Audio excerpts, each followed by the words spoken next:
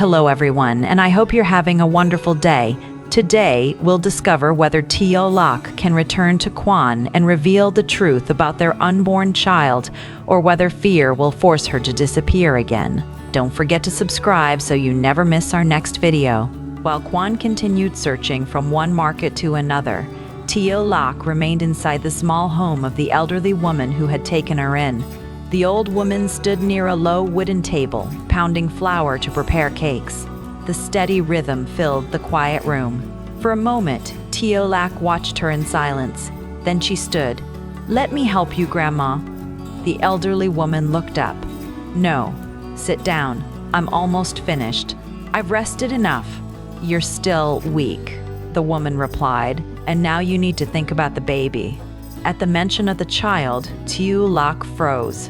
Her hand moved instinctively toward her stomach. She still had not grown used to the truth. Every time someone spoke about the baby, it felt as though the ground shifted beneath her feet again. "Sit at the table," the woman said gently. "I'll make you something warm to eat." Tieu Lac lowered her head.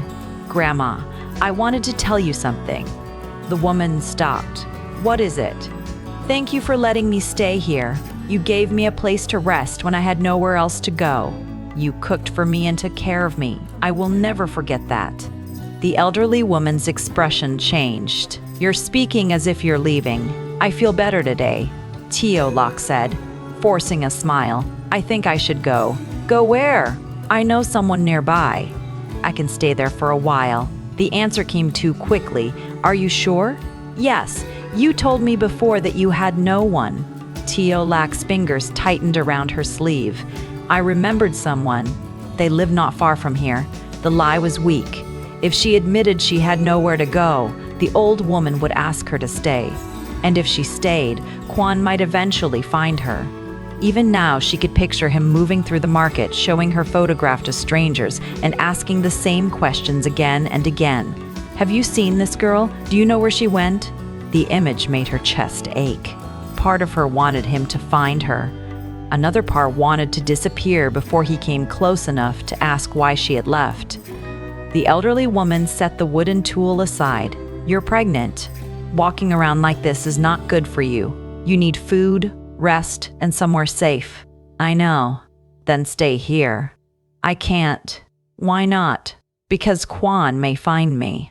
Because if he looks at me the way he used to, I may not be strong enough to leave again. Because if I tell him about the baby, he may give up everything for us." But Tieu Lac said none of those things. Instead, she whispered, "I don't want to trouble you and your family. You are not a burden." Those words cut deeper than the woman intended. Tieu Lac had spent much of her life believing the opposite. She had learned to leave before anyone could ask her to. She had learned to refuse kindness before it became obligation. Quan had given her shelter, work, protection, and a place beside him. He had never treated her as a burden. Yet she still believed staying would eventually cost him too much. The elderly woman sat across from her. "Does the child's father know?" Tieu Lac's eyes lifted, then quickly fell again. "No." "Will you tell him?"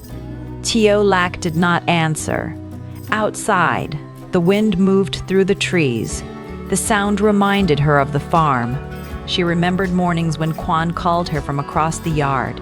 She remembered how he would complain when she worked too hard, even though concern was written all over his face. She remembered sitting beside him after sunset, when the day's work was over. Most of all, she remembered their promise. They had once spoken about a peaceful future, a simple life, a place where they could stay together without fear. Quan had looked at her and said, "Then let's promise. We'll stay together forever." Tieu Lac had smiled and agreed. At that time, she had wanted to believe love could be enough. But now, carrying his child, she no longer knew whether returning to him would fulfill that promise or destroy it. Across the village, Quan stood alone at the edge of the market. He had searched every familiar stall and questioned every vendor who might have known Tieu Lac. Some remembered seeing her days earlier. Others said she had looked quieter than usual, but no one knew where she was now. Quan looked down at the photograph in his hand. The edges had begun to bend from how tightly he held it. "Why did you leave without telling me?" he whispered. The market was full of memories. He remembered watching Tieu Lac arrange fruit even when she was exhausted. He remembered how she always insisted she could manage alone. At the time, he had admired her strength. Now, he feared that same strength was the reason she refused to ask for help. Another memory returned, the house at the farm, the two of them near the doorway, the promise they had made. "How could you make that promise?" he asked under his breath, "and then disappear like this?" Pain rose in him, but beneath it was something stronger. Fear. He was no longer simply afraid that Tieu Lac had chosen to leave. He was afraid something had happened to her. She had looked tired the last time he saw her. She had carried more sadness than she admitted. Now she had vanished from every place he knew.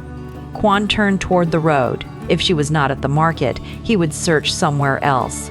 He would check nearby roads, gardens where people hired workers, houses at the edge of the village, and every place she might have gone for shelter. He would keep going until he found her. Back at the elderly woman's house, Tieu Lac stood near the doorway with a small bundle in her hands. "At least eat before you go," the woman said. Tieu Lac nodded, but her mind was already at the farm. For a moment, she imagined turning back. She imagined walking into the house, seeing Quan again, and telling him everything. That she had not stopped loving him. That she had left because she believed his life would be better without her. That she was carrying his child. The thought filled her eyes with tears. She wanted to return, but fear returned with equal force. What if Quan stayed only because of responsibility? What if the baby trapped him in a life he had not chosen?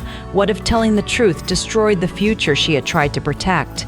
Tieu Lac stood in the doorway, unable to move.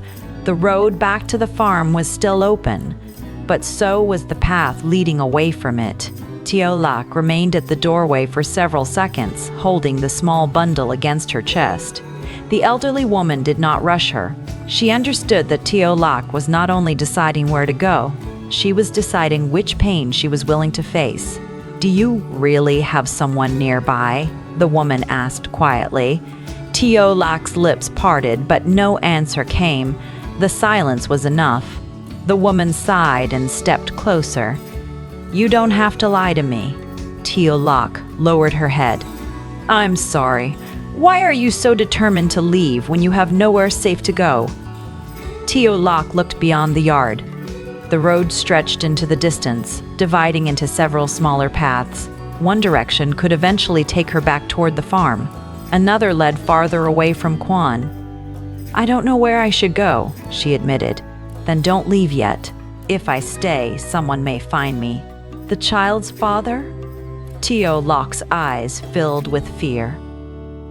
The elderly woman now understood more clearly. "You are hiding from him." "I'm not trying to hurt him." "Then why are you running?" "Because I don't want to ruin his life."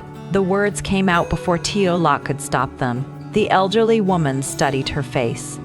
"Does he love you?" Tieu Lac thought of Quan searching the market. She remembered the concern in his eyes whenever she was tired, the patience in his voice whenever she tried to push him away, and the quiet future they had once imagined together. "Yes," she whispered. "Do you love him?"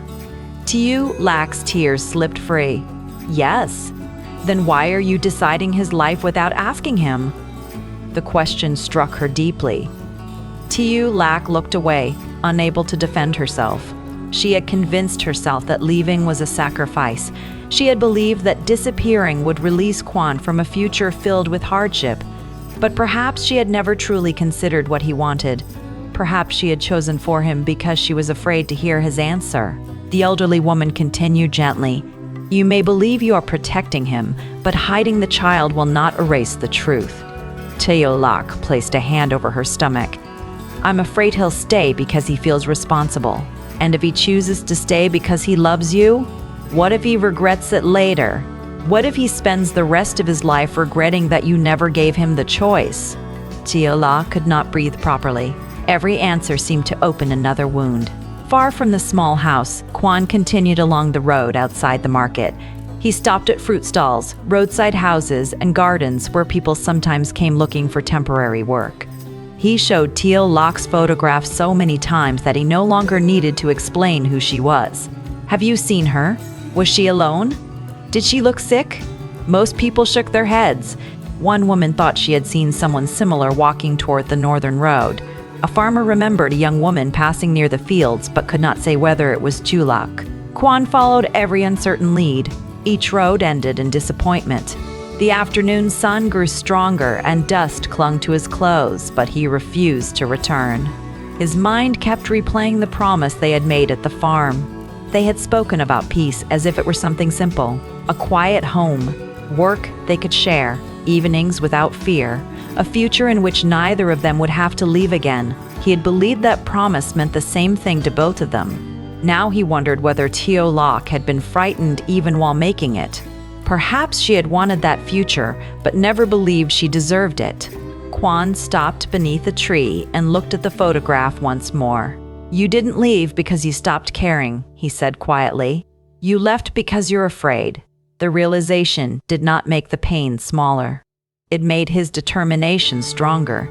If Tieu Lac was afraid, then he had to find her before fear pushed her farther away. He began walking again.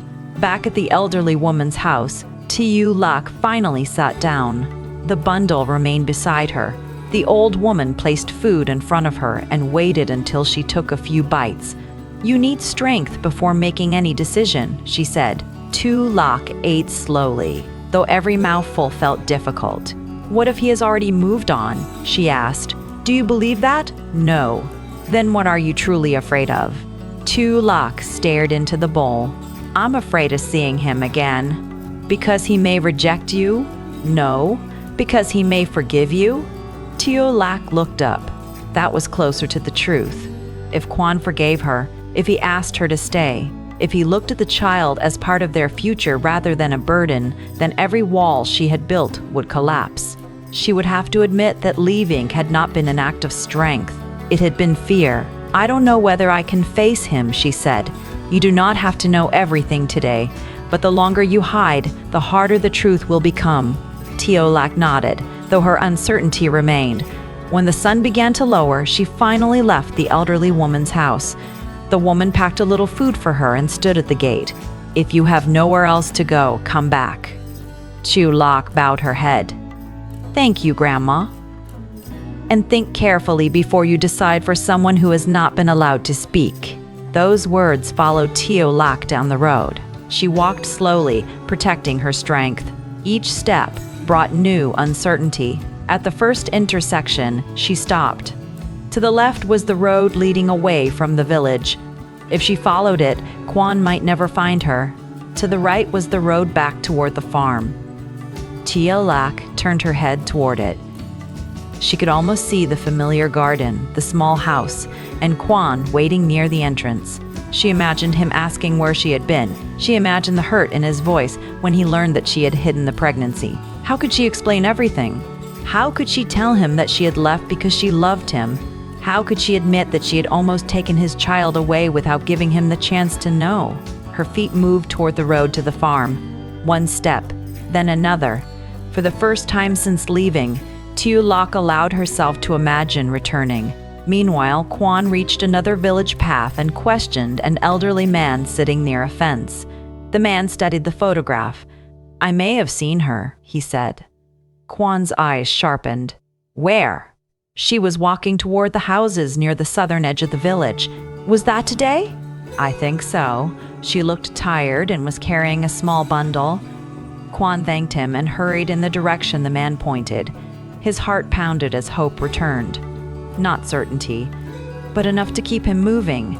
Tieu Lac continued along the road to the farm until the distant outline of the familiar area appeared.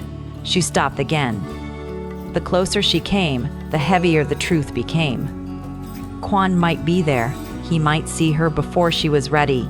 He might run toward her, ask questions, and refuse to let her disappear again. Tieu Lac placed both hands over her stomach. "Should we go back?"